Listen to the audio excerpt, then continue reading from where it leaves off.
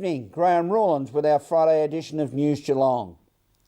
Matt Devine is another world champion from Geelong at the age of 14 in the masterly art of BJJ, that is, Brazilian Jiu-Jitsu. 15 one-act plays for $30 is a theatre-goer's definitive idea of a bargain, and the Anglesea One-Act Play Festival will provide this next weekend at the Anglesea Community Hall. Later in the program, the Flying Hawk Nathan Curry will update us with the latest news from the action-packed world of Geelong sport, while our Sheikh Cherie Mills will update us with the Geelong and Surf Coast weather expected over the next 6 days. A collection of powerful images of the poverty-stricken Ugandan village of Manya, as seen through the camera lenses of leading Geelong photographer Alison Wind, is on exhibition at the Geelong Gallery with support from the Cotton On Foundation. Meryl Friend reports. We're here at the Geelong Gallery where Geelong advertiser photographer Alison Wind has her new exhibition, Me Photo Uganda, and it's on until the 4th of September. We were able to speak with her and Cotton On Foundation manager Tim Diamond. It's a combination of many months' hard work. I'm sort of used to seeing my photos in something that ends up in the recycle bin next day, so it's amazing to see them on the walls here in the Geelong Gallery. So it was a pretty moving time over there, and coming back to your wonderful life here in Australia puts everything into perspective. It certainly does. When I got back from Uganda, I realised, we do have such a wonderful life here, and there was more I could do for the people of Manya, and that's where this exhibition sort of developed from. I hope that I could bring more awareness about the work of the Cotton On Foundation and the good they're doing for the people of Manya.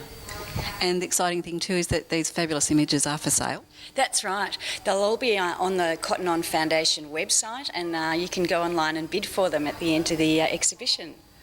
Well, all the best with the exhibition and congratulations. Thanks very much, Meryl. Thanks. I guess firstly it's fantastic to see these images on the wall. It really shows the hope of the people of Manya Village, and you have a look around and there's really those photos of the kids and to see their smiling faces and, we've just got a lot of people to thank. Obviously Alison's done a fantastic job bringing these pictures to life, but it's really about giving these kids a bright future. And we've got a lot of supporters, but there's one simple way you can get involved, and that's to sponsor a child. Currently got around 450 kids sponsored in the village, and it costs as little as $15 a fortnight. So it's only some spare change and can really change a child's life. You can actually get them an education, a roof over their head, so board, 3 meals a day, and then we also offer a little bit of support with scholastic materials, so pens and paper and school books and the like. So it's a great sponsorship, great opportunity to get involved, and all you need to do is jump on the website at cottononfoundation.org and find out the details.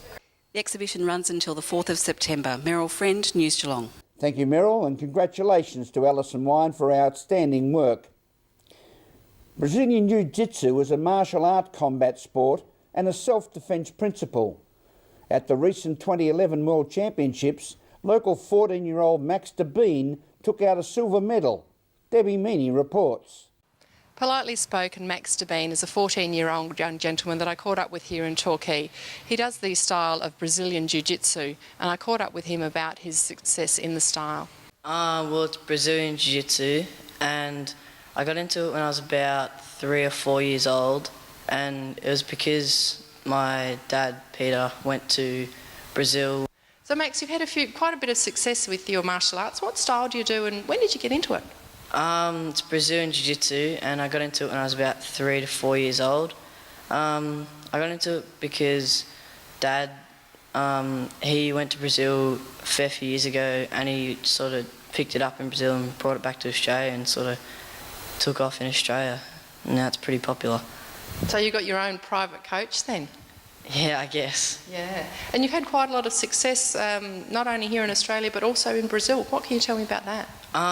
Well, most years Dad and I go to Brazil and I compete in the Brazilian Nationals. And the first year we went was 2007, and I went in the Rio de Janeiro State Championships and I came third in that. And then we went over again in 2009 and I came first in the Brazilian Nationals, and then I came second in 2010 and second in 2011. And I hear that the Brazilian nationals are a different level. Tell me about why it's important to win those ones.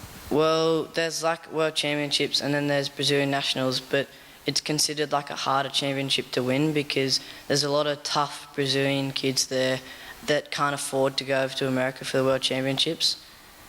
And you've had some success here recently in Darwin, is that right? Yeah, I went to Darwin for the Australian Championships and I won that. And you've got some Pan Pacific stuff coming up.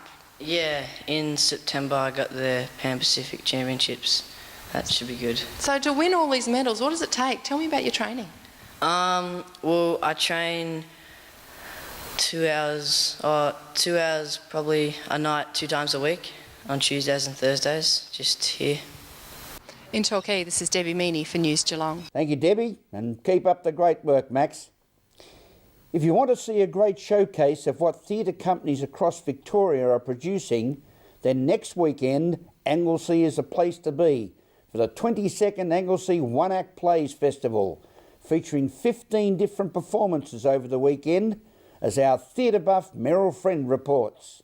Anglesea's 22nd One Act Play Festival will be on the weekend of the 27th and 28th of August, and there's plenty of entertainment over the entire weekend. We're able to chat with the convener, Nikki Watson. The festival's been running for 22 years now, Meryl, so it's very exciting. I've been convening it for the last 6, and so we've got 15 theatre companies coming from regional Victoria and Melbourne, and yeah, so we're looking forward to a fantastic weekend. So you've got companies putting in entries from all over. How many submissions did you have? Well, we've got 15 and that's from about 10 theatre companies. So the theatre companies range from, we've got Ararat, Kyneton, there's Latrobe Valley, which is coming from Traralgon. We've got some Melbourne-based theatre companies, so we've got Essendon, Lady Scorpio, which is a new one this year for us. We've also got some like Hartwell players who've been coming to us for years, and Sherbrooke Theatre. And then locally, we've got Torquay Theatre Troupe, and Anglesea Performing Arts is also putting in an offering this year. So with all of these years, people that don't know about how it runs, could you tell us a bit about the weekend? I like to say it's a little bit like a short film festival, so it's really great because you come along and if something's not your cup of tea, then that's fine, you know it's going to be over.